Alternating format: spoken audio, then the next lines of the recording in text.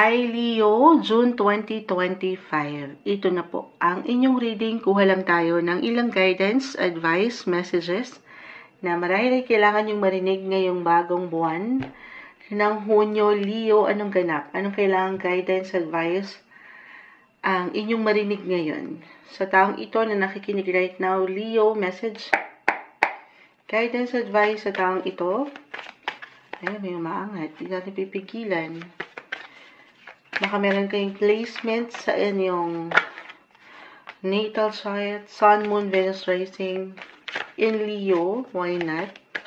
Baka meron kayong kilala na Leo. Makichika muna tayo. Anong ganap sa kanila ngayong Hunyo? Leo, tayo pa'y live na live sa ating YT. Balikan ko kayo guys ha. After each sign, tutugon ako sa inyo. Leo, ayun na. Add pa tayo, para hindi pa ako satisfied doon. Guidance for you. Okay. So, isahin natin. Four of Pentacles, lagay natin dito. The Queen of Swords. The King of Pentacles, reversed. The Fool po ay narito. Three of Cups. The Wheel of the Year is in reverse. Page of Pentacles. So, a lot of opportunity ang umaangat dito sa akin. Unang-una na dyan, tayo po ay general reading. Just only take what resonate, Leo. Claim na natin to, ha? Money opportunity, travel opportunity, or yung friendship. Friendship, or kung meron kayong community, groups, or pagdating sa ilang taong malapit sa iyong puso, trabaho man, or personal, the Three of Cups ay narito. Page of Pentacles, kaya kung na-mention agad yung opportunity kasi eto na yun eh. Sumakses na kayo dito. Manifestation card, Leo. So, i-claim na natin itong opportunity, gaano man kalaki or kaliit, still blessing ito, ha? Manifestation card, claim mo na, i-manifest mo na. Yung magagandang possibility, pakita natin sa live. The Page of Pentacles. Ito lang tayo, ito na naman tayo, laging may pero. The Wheel of the Year is in reverse. So, timing lang po. Timing is everything naman talaga. Maring meron lang ilang kabagalan, kayong pwedeng maramdaman at one point. So, you have to always stay flexible and adaptable sa situation. Nang hindi kayo nag-inip or nagmamadali, walang control, ang mga sitwasyon naman ay merong dahilan. At ilalaan, ibibigayan sa inyo sa tamang pagkakataon. Ano yun? Yung opportunity na aking na-mention. Okay. Okay. So, unahin natin ha. Money. Andito yung Four of Pentacles. The King of Pentacles. Actually, maybe a reminder to ha, lalo pa. Kasi kinlaim na natin. Yung mas secure, yung money, merong magandang possibility, may parating, may magandang flow. So, a reminder na lagi mong papaangatin kung paano ka mag-budget.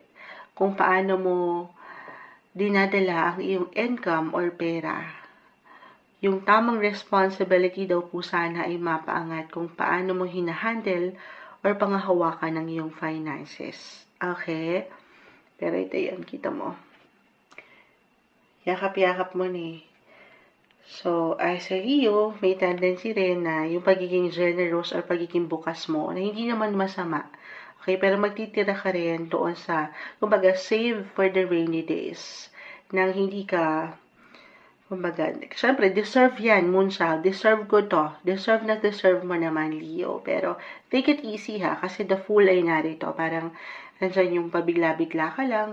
Especially right now, si Mars, the planet of energy, action. So, andyan pa rin sa inyong sign, Leo. So, may ilang tendency, the Fool. Ayan.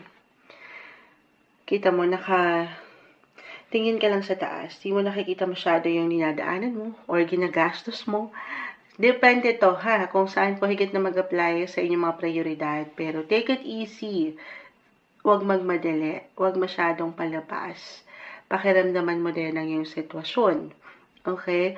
So, very important din po na mapaangat ang iyong intelektual na kapasidad, yung pagiging practical din po. Okay? Ayan, nagbabalik. Hindi ko alam kung mailalaban ba natin, pero biglang may bumara.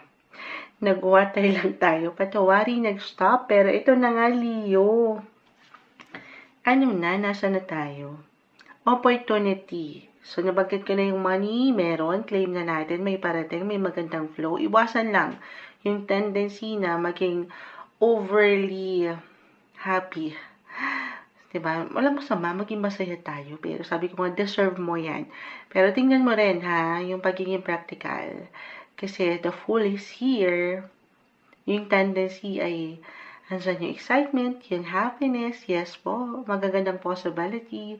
But also, remind mo lang din ang sarili na maging practical. Okay? So, dito tayo, pagdating sa, ano ba yung na-mention ko? Opportunity, travel, ayan na si the fool, the wheel, maring may travel for some. Kahit sa simpleng pagpaplano, why not?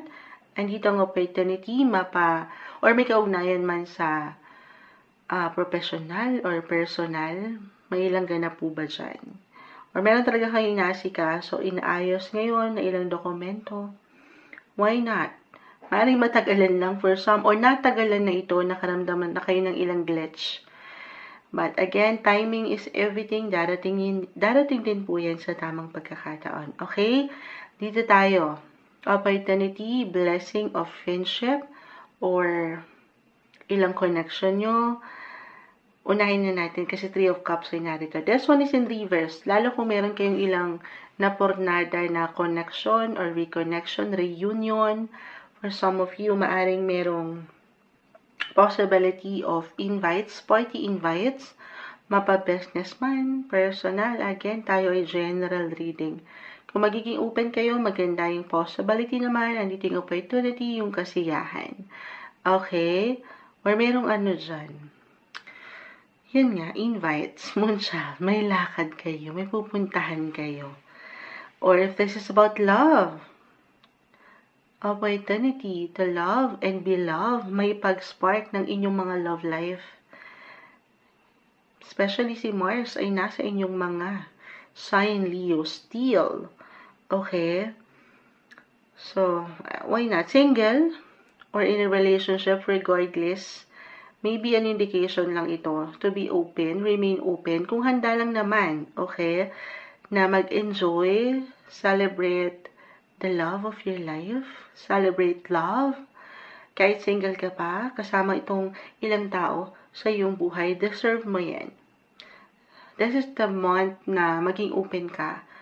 Kung handa ka lang naman, sabi kasi ni Moonshot, iba-iba pa rin tayo ng atake dyan guys ha. Kung hindi pa handa, huwag ipilit.